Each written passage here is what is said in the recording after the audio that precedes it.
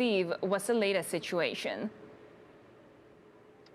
Yeah, well, of course, with a city that is adopting this zero COVID strategy, it's a big test for this government, obviously, as we're seeing in China as well, which I'll get to in just a minute.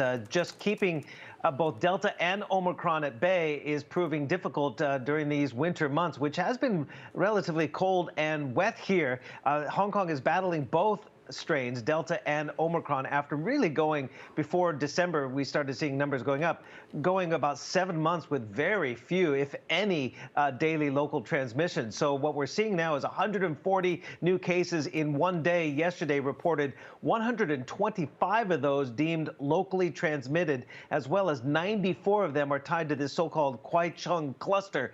That is the container port area of Hong Kong, but again, also affecting residential areas as 2 apartment blocks in that district have been locked down. This is the biggest daily tally since July 30th of 2020.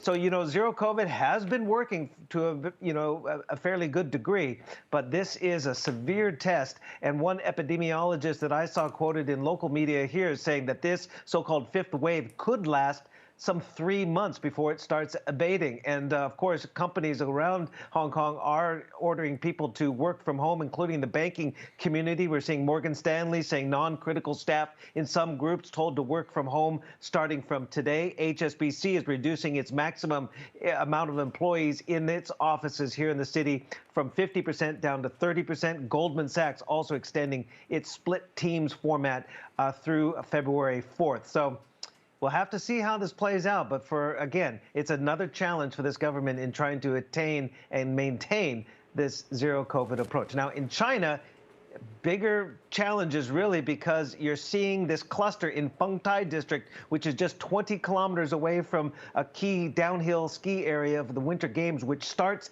in just 11 days from now. You saw 56 new cases reported Saturday, 63 on Friday. And 2 million residents of this Fengtai district will be mass tested or are being mass tested as of yesterday. 72 people also who have arrived within the so-called Olympic bubble. They, according to state media, have also tested positive. And again, the concern is from Fengtai district, you have this cold storage unit, and then you have cargo trucks and logistics spread out from there. And you're seeing cases tied to this Fengtai outbreak in Shanxi province, in Shandong province. If it starts going more towards the central Beijing and into the Olympics area, it, of course, complicates that big spectacle that's going to be starting in just 11 days from now.